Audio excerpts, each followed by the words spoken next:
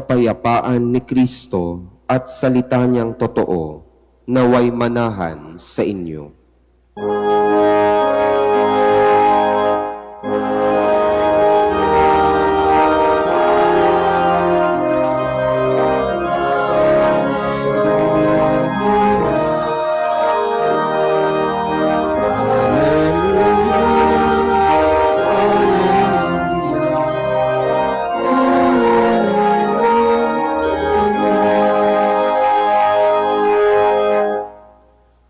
Sumainyo ang Panginoon. At sumaiyo rin. Ang mabuting balita ng Panginoon ayon kay San Mateo. Papuri sa iyo, Panginoon. Pagkaalis ng mga pantas, napakita kay Jose sa panaginip ang isang anghel ng Panginoon. Sinabi sa kanya, "Magbangon ka. Dalhin mo agad sa Ehipto ang mag-ina. At huwag kayong aalis doon hanggat hindi ko sinasabi sa iyo. Sapagkat hahanapin ni Herodes ang sanggol upang patayin." Kaya dali-daling bumangon si Jose, at ng gabing iyo'y dinala sa Ehipto ang mag-ina. Doon sila tumira hanggang sa mamatay si Herodes. Nangyari ito upang matupad ang sinabi ng Panginoon sa pamamagitan ng propeta. "Tinawag ko ang aking anak mula sa Ehipto." Pagkamatay ni Herodes, isang anghel ng Panginoon ang nagpakita sa panaginip kay Jose sa Ehipto. "Magbangon ka," sabi sa kanya, "iuwi mo na sa Israel ang mag-ina, sapagkat patay na ang nagtangka sa buhay ng bata." Nagbangon siya at inuuwi nga sa Israel ang mag-ina.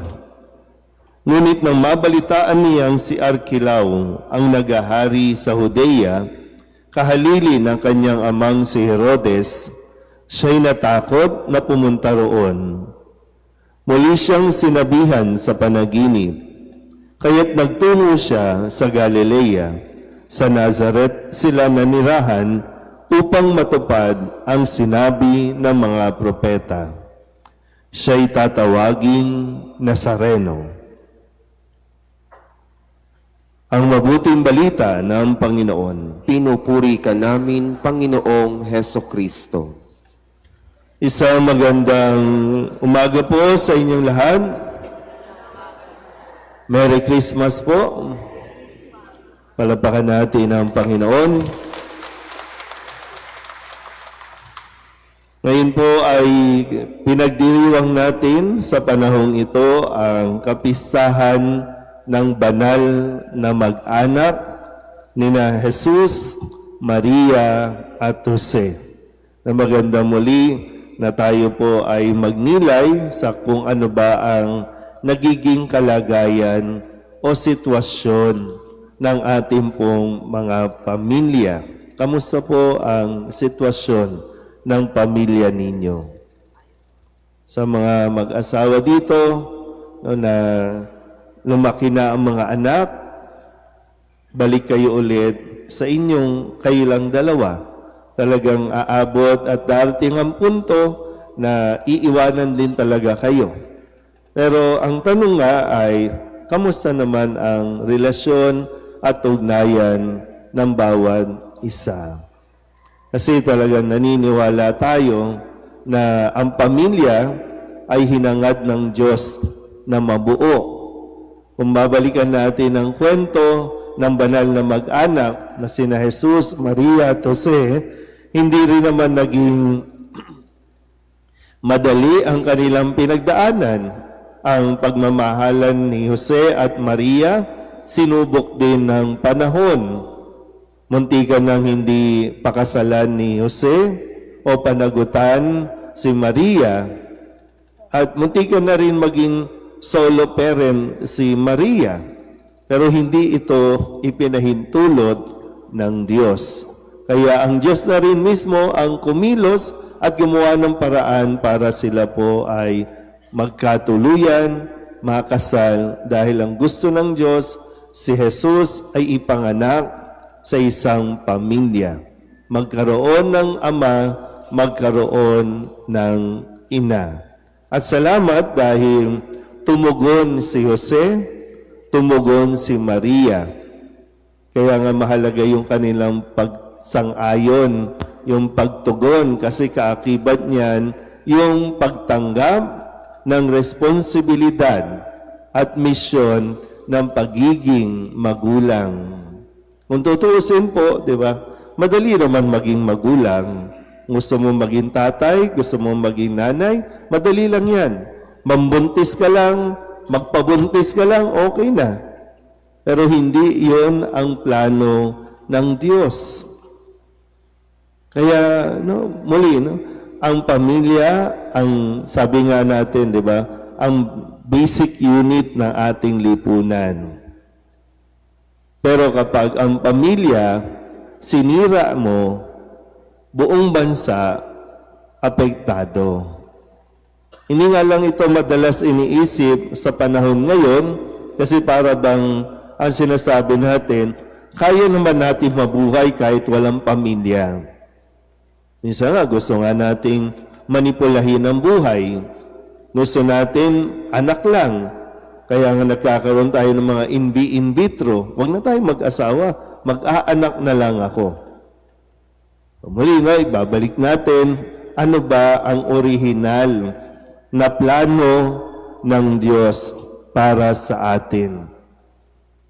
Tandaan po rin natin, wala naman po talagang perpektong pamilya. Lahat may kahinaan, lahat nagkakasala. Pero nandiyan po ang pagpapatawad na dapat umiral sa atin. Kaya ngayon, tingnan po natin, kasi sa ating mga pagbasa, so hindi lang ikaw ang nakaranas nito, maging ang banal na pamilya ni na Jesus, Maria at Jose, naranasan ang ating pong nararanasan mga paghihirap. Mahirap po ang lumipat ng lugar. Mahirap para sa tatay yung pumunta sa ibang bansa para magsimula ulit at buhayin. Kasi sa ating ebanghelyo, dahil merong nagtatangka sa buhay ng kanilang anak, kaya kinailangan na sila ay mag-migrate doon sa Ehipto. At anong gagawin ni Jose? Ang hanap buhay ni Jose, karpentero. O anong gagawin niya doon? Paano sila magsisimula? Paano mabubuhay? Saan sila titira?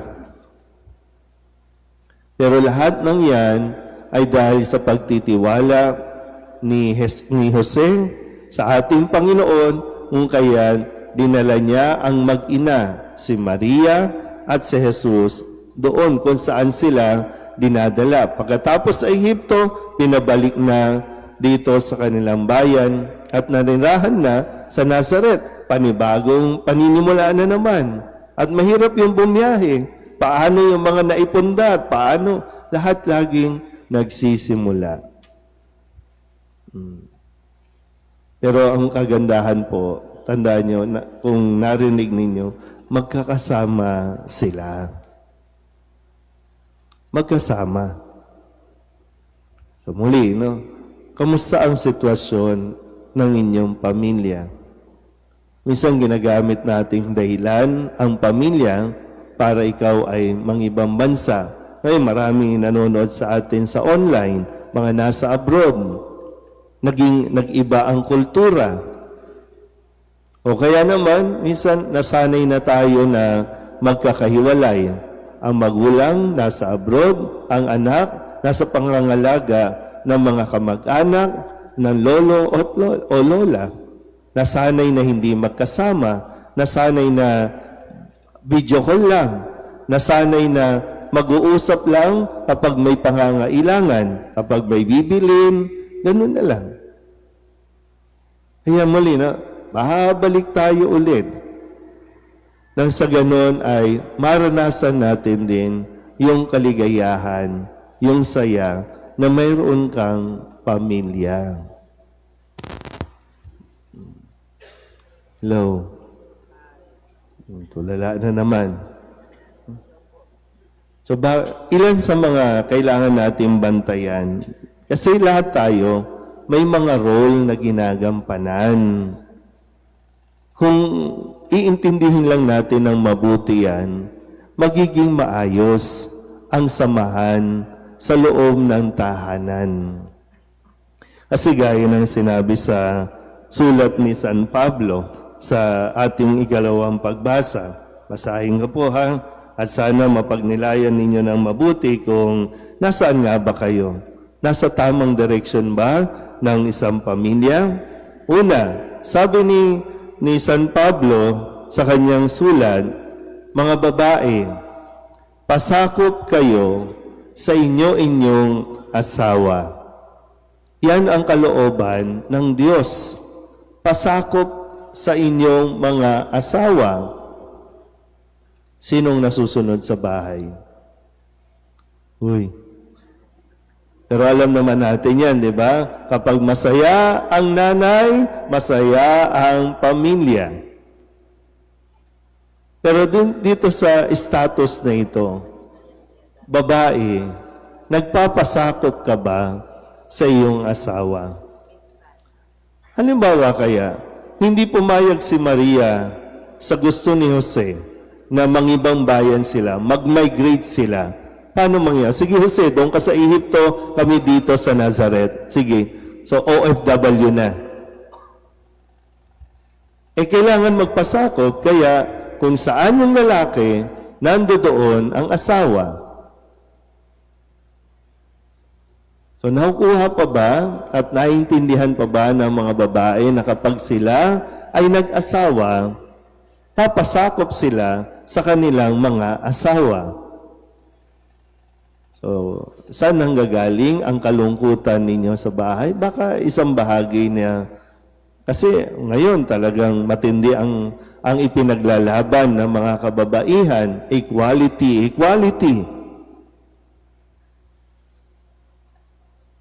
Saan tayo dinadala? Kasi minsan, hindi natin lubusang naiintindihan kung ano yung equality na gusto natin.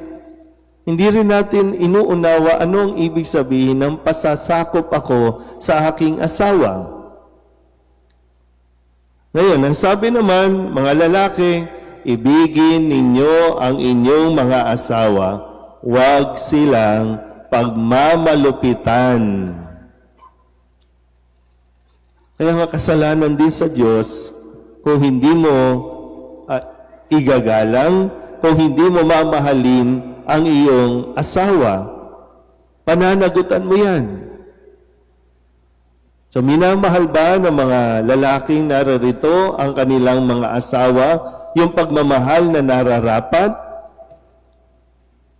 Natitiyakin mo na ligtas ang iyong asawa, titiyakin mo na nararanasan at nararamdaman ng iyong asawa ang pagmamahal na nararapat? Kasi napapasakop siya, no? Ang babae napapasakop, pero ang lalaki, iibigin siya. Na hindi yung gagawin mong alipin, hindi mo gagawing katulong, hindi ka nag-asawa para magkaroon ka ng alipin. Nag-asawa ka para mayroong kang mahalin na baka nakakalimutan ng mga kalalakihan. Hindi lang naman sa mga asawa o sa mag-asawa, ang sabi din, anak, mga anak, sundin ninyo ang inyong mga magulang kasi yan ang ikinalulugod ng Diyos. Bago po kayo nag-asawa, kayo po ay mga anak. May mga magulang din kayo. So, nasaan ba yung atin pong pagsunod o paggalang sa mga magulang? Saan naggagaling mga conflict natin? Kaya nga, nagdiwang na naman tayo ng Kapaskuhan, nagpansinan ba? Nagbatian ba? O nandoon lagi sa samaan ng loob dahil wala naman siyang kwentang magulang, hindi nga kami inalagaan. O kaya naman, wala namang respeto itong mga anak ko, na hindi nga binati, hindi nga. So, anong gagawin natin? Tingnan niyo po ulit, no? Ipinapaalala ito sa atin para nang sa ganon, hindi pa naman huli ang lahat. Pwede pa nating ayusin. Dumadaan din naman kayo sa pagsubok, no? Pwede pang ayusin. May panahon pa. Ulitin ko po, no? Maging ang pamilya ni na Jesus, Maria at Jose dumaan sa matinding pagsubok. Pero ang makikita natin sa kanila, si Jose, si Maria, si Jesus, sumunod sa Diyos. Kaya nga unang-una, ang susundin natin ang Diyos. Bilang asawang babae, susundin mo ang Diyos. Bilang asawang lalaki, sundin mo kung ano ang plano ng Diyos. Bilang mga anak, maging masunurin, lalong-lalo na sa Diyos. Amen.